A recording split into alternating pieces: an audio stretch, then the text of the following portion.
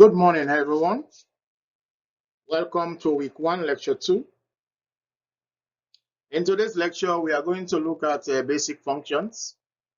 We're going to look at quadratic as well as polynomial functions. And then move on to transcendental and logarithmic functions.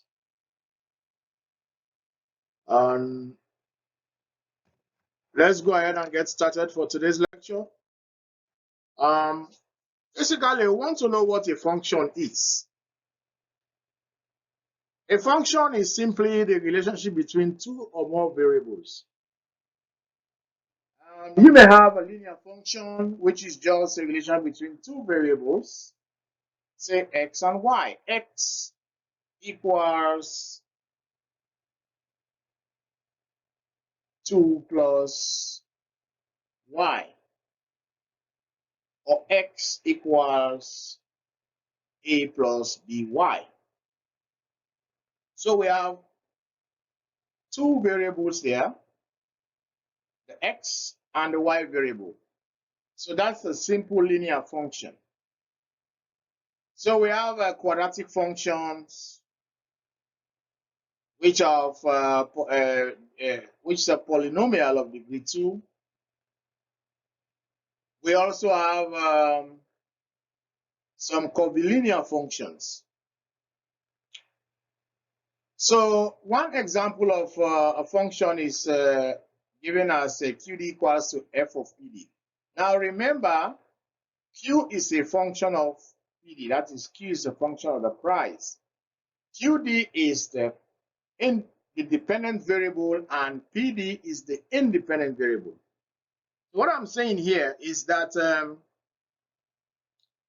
the quantity demanded responds to changes in the price. It responds to changes in the price. So if the price goes up, we expect, all else equal, the demand for the commodity to fall. On the other hand, if the price falls, we expect the demand to increase. Ceteris paribus. That is, everything remains equal, or all else remains the same.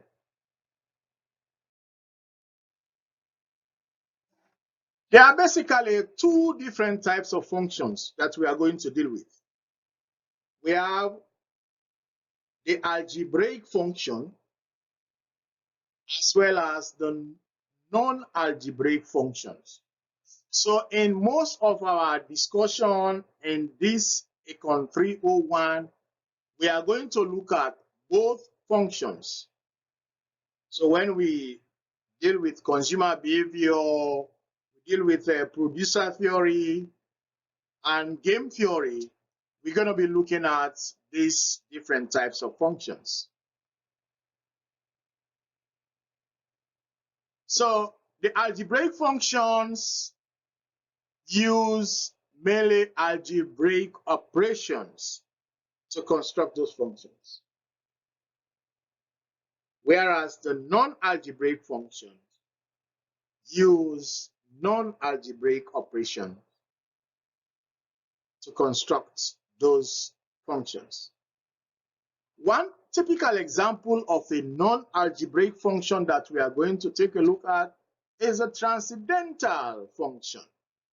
The transcendental function. We are going to discuss this in detail in the other lectures. So, but these are the two types of functions that we are going to deal with in intermediate microeconomics. So I want you to take a look at these two functions. I want you to note that these two functions are the two main functions that we are going to deal with in this course. The algebraic as well as the non-algebraic functions.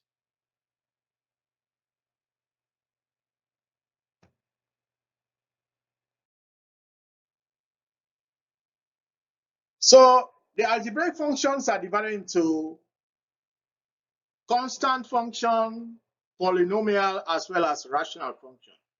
Now, a constant function just expresses a variable as a constant. That is y equals to f of a naught. Remember, a naught here is a constant. The variable y is a function of a constant, y equals f of a naught, where a naught is a constant and y is the variable. So this is a typical example of a constant function. So this is what we call a constant function. Remember, I told you earlier that algebraic functions, for algebraic functions, we use algebraic operations to construct them. We use algebraic operations to construct algebraic functions. And we use non-algebraic operations, to construct non-algebraic functions. So the types of algebraic functions here we're going to deal with are: one, we have the constant function here. Then we have the polynomial function and the rational function. Now, the polynomial function includes things like linear functions, quadratic functions, cubic functions. So when we talk about polynomial here, we are referring to different types of functions. We have linear functions, we have quadratic functions, and cubic functions. We have other functions that are of degree 5, of degree 6, or degree 7. But for the purpose of this course, we are not going to deal with those higher order polynomials. We're going to stop at cubic function because we need the cubic function to analyze the cost function, the total cost function. Now, when we deal with theory of cost, theory of production, theory of cost, you're going to be seeing these cubic functions. You're going to be seeing these quadratic functions. When we talk about demand and supply, the equilibrium of the market, we talk about general equilibrium concepts. Then we're going to see this linear equation coming into play. So one typical example of an algebraic function is a polynomial function, which includes linear functions, quadratic functions, cubic functions, etc. But remember, these polynomial functions have higher order functions. They have higher order functions that are of polynomials of the order of the degree, maybe 7, 8, or 9. So, but we are not going to deal with those higher order polynomials. We are not going to deal with those higher degree polynomials. So for those higher degree polynomials, we're going to reserve them for later courses. Maybe if you want to do econometrics, or for those of you who are going to be doing econometrics or quantitative finance, then I think you'll have to do polynomials of degree 5 or degree 6 or degree 7. But for the purpose of this course, we're going to be limited this discussion into only cubic functions, because these are what we're going to be using to analyze producer theory, to analyze the behavior of the farm, and the behavior of the consumer. So we have a linear function of the form y equals to ax plus b, where x and y, these are variables, and then a and b are constants. Now a and b are all greater than 0. Now if you can see the greater than sign here, a, b greater than 0 are constants. Now this linear function comes into play when we are talking about the budget constraint. The consumer wants to satisfy his unlimited wants. But what? The resources are limited. The consumer is constrained by what? His budget. Even though he wants to maximize his utility, but is constrained by his income, limited income. So this is the budget line. We're going to talk about this is the expenditure function. P1x1 plus P2x2 plus P3x3 plus up to Pnxn equals to what? Summation I equals to 1 up to n Pixi. So if the consumer is consuming n commodities, then this is the expenditure function. In other words, this will be the budget constraint if the consumer consumes n commodities. But for simplicity, we are only going to be limited to the case where the consumer consumes only 2 goods. That is P1x1 plus P2x2 is equals to the expenditure. Or in other words, it's equals to the consumer's income. So we're going to be using this linear equation in the analysis of consumer behavior. So this is the reason why we want this basic math, so that when we get to when we get to consumer behavior, you will be familiar with what is going on. So this is the expenditure function.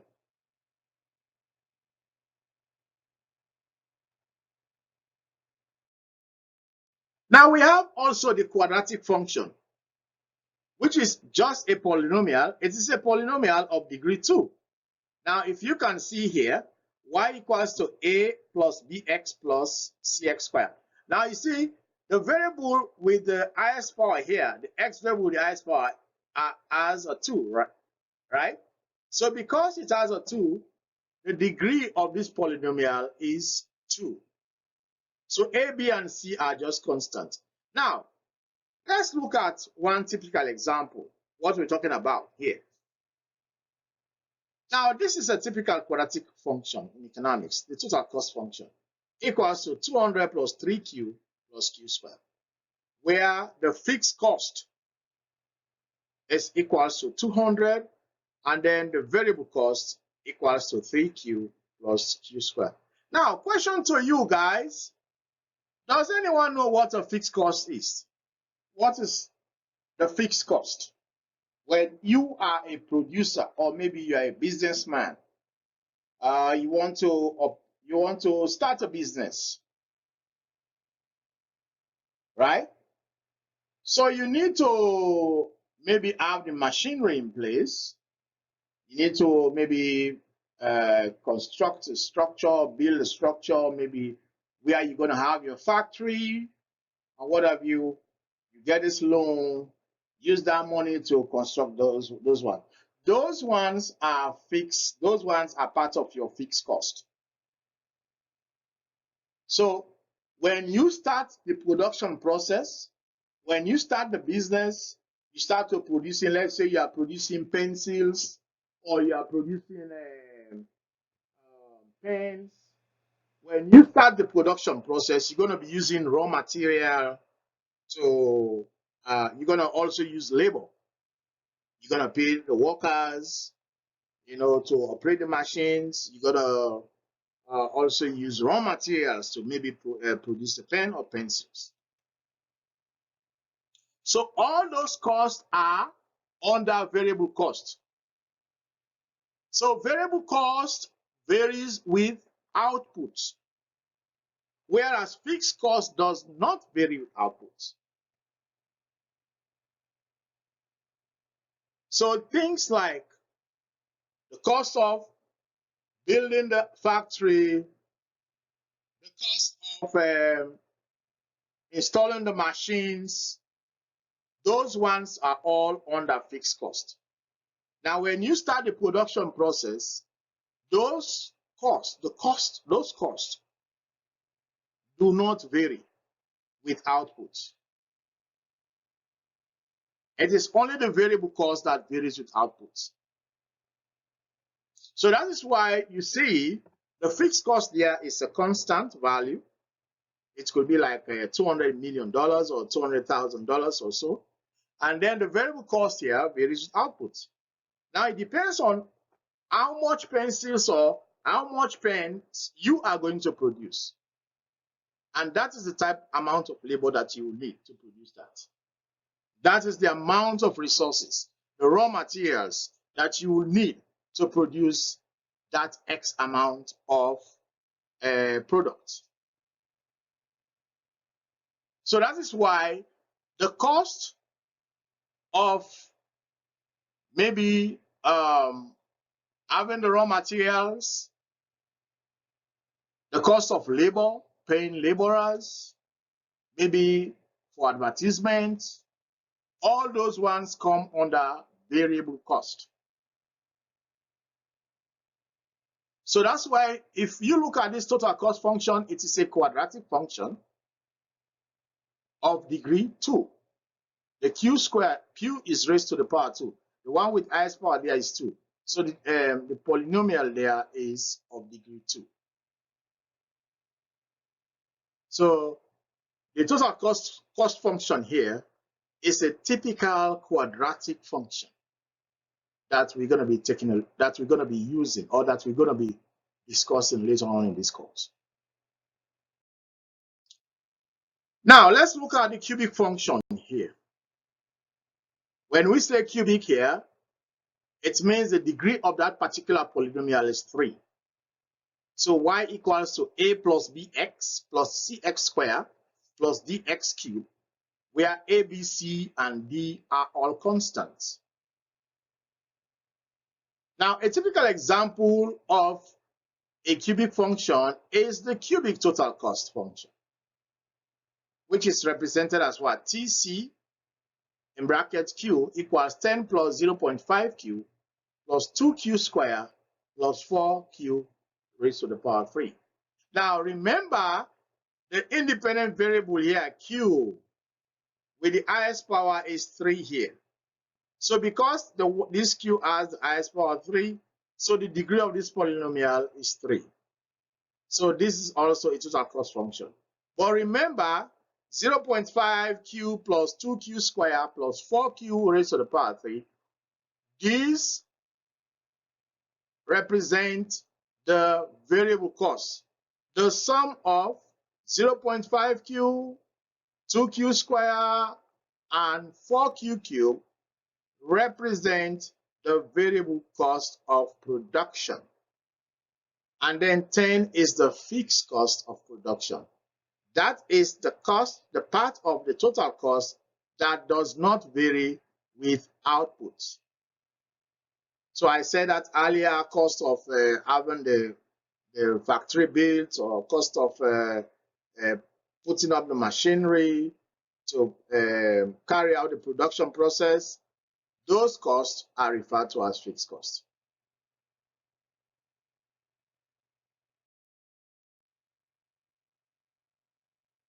Now, linear functions, we represent linear functions as just straight lines with an intercept term. The intercept term is the term, or refers to the term that what? Cuts the vertical axis.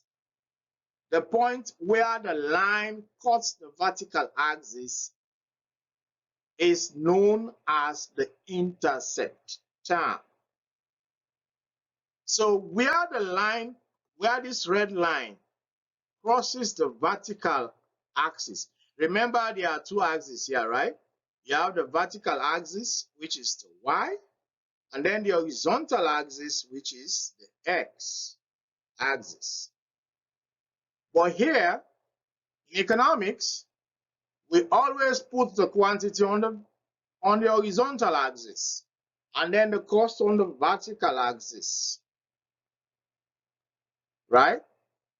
So the point where this line, this A plus BQ, remember A plus BQ is the function. It is a linear function, and a linear function is represented as a straight line. It is not a curve.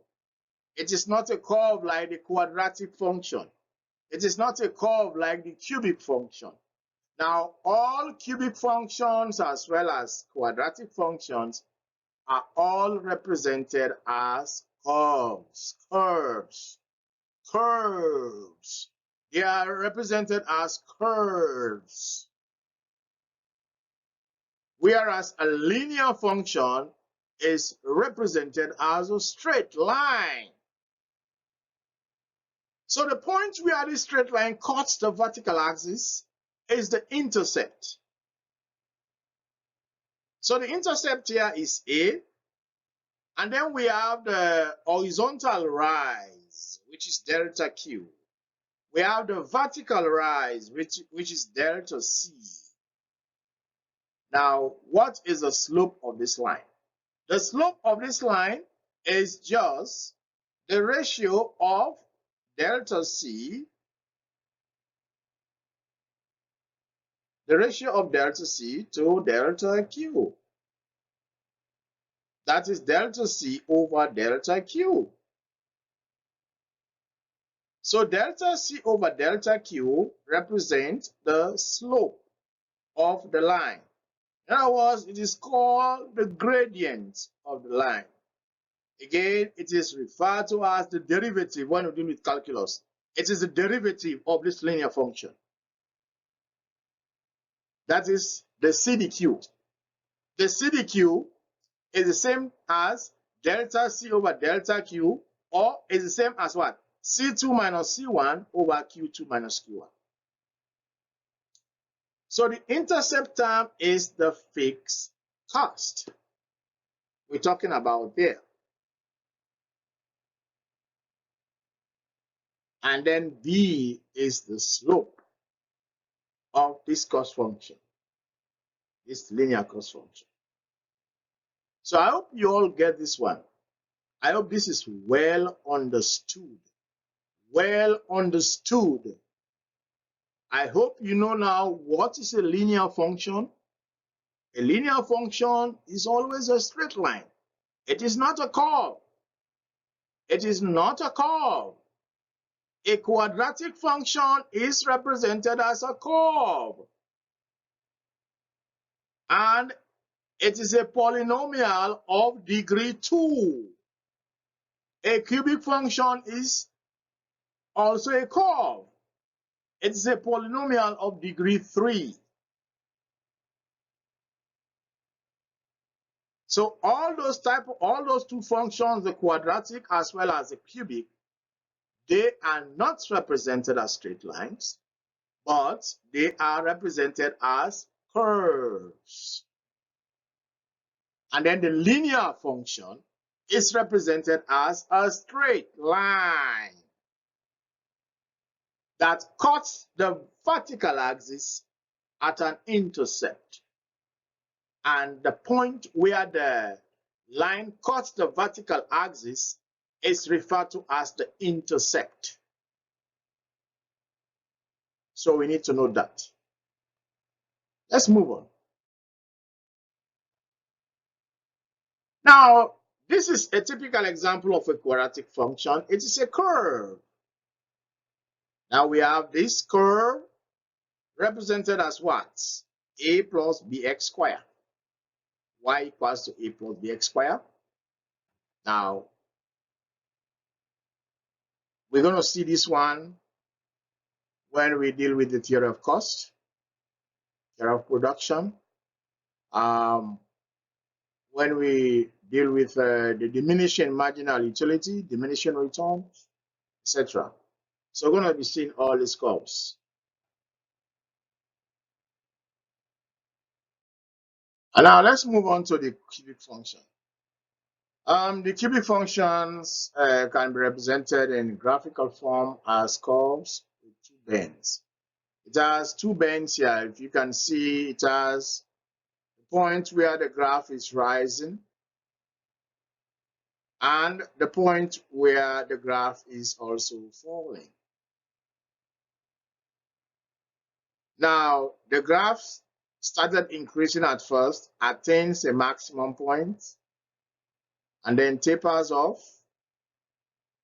It also begins to rise again, and then starting with a minimum point here. Now, it is an S-shaped graph. All cubic functions are S-shaped. They are not U-shaped, as in quadratic functions. Quadratic functions are U-shaped. Now, we're going to look, you're going to see those U-shaped cost curves. You're going to see these ones when we deal with cost, theory of cost, perfect competition, as well as monopoly. You're going to be seeing all these graphs I'm talking about. This is the reason why we need this basic math review. So that, you know, you are not taking up, like, say, oh, I've never seen this curve before. No, yes, you've seen it before. So that's why this first week, I'm going to make sure you know exactly what you're supposed to do. I'm going to make sure you know what to do, not only what to do, but how to do it. So this is what I call hands-on. You have to know it. I don't want you guys to come out of this class empty-handed. I want you to have something that you can be proud of. That, oh, Alim actually taught this one. Alim helped me to know these things. I'll be proud. So that will be my greatest gratification. If you can come out of this class with all those theories in your head that you can apply in your jobs, I think that will make me feel good. And I'm pretty sure that I am going to achieve that goal. So this is the curve. And remember, in this course, you are going to write a paper. You're going to write a semester paper. You're going to write a research paper. I'm going to give you the writing prompt. And then you have to start collecting your data. And I'll provide you with all the necessary information. I'll provide you with all the resources so that you can write something very, very good. Now you are doing this one. It is not because I want you guys to maybe write a paper, but I want you to learn. Now you show me what you have learned in this course by writing, putting something on paper. So you need to write. So I'm going to show you how to design your paper, how to design your research paper, starting from the abstract up to the bibliography. I'm going to show you how to do that. So at the end of the day, if you leave this class, Maybe you get a job and somebody asks you to write a paper. You'll be able to do that because you have all those skills. You have or acquired those skills from Campbell University.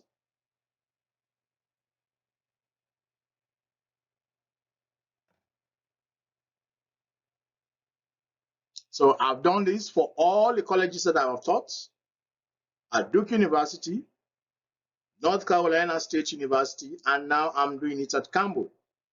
So I want you guys to come out, you know, to have what it takes for you to be able to compete and win in the fierce competitive labor market. The labor market is highly competitive. So we want you guys to have the necessary skills to outperform others that enter the labor markets.